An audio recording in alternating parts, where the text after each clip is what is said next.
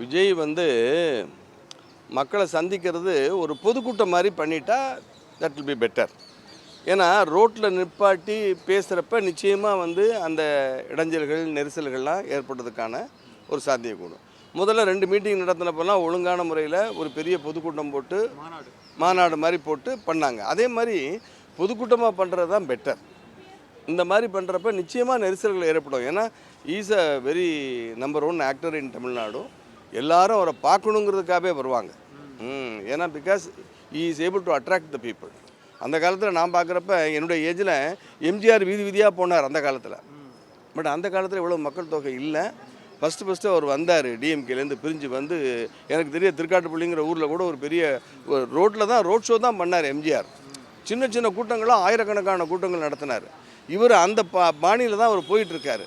But இன்றைக்குள்ள சூழ்நிலையில் அது வந்து ஏன்னா இந்த மாதிரி ஆயிடுச்சு, தப்பாக ஆயிடுச்சு. இப்போ தப்பு ஆகாமல் இருந்திருந்தால் இதை கண்டினியூ பண்ணலாம். பட் ஒன்ஸ் பட்டாச்சுன்னா அதுக்கப்புறம் நம்ம மாற்றிக்கத்தானே வேணும். அவர் வெற்றி பெறுவாரா இல்லை எந்த அளவுக்கு இது வந்து ஓட்டாக கன்வெர்ட் ஆகும். ஆமாம், சின்ன வயசு உள்ளவங்க அவருக்கு ஓட்டு போடலாம்.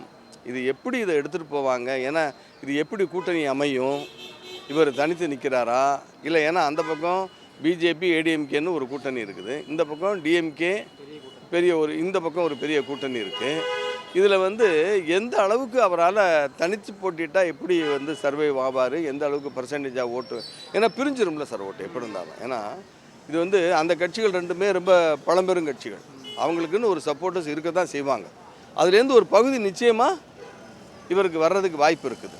ஆனால் எந்த அளவுக்கு வருவாங்க, எந்த அளவுக்கு இவரால் அந்த தனித்து நின்று வெற்றி பெற முடியுங்கிறது காலம்தான் பதில் சொல்லும்.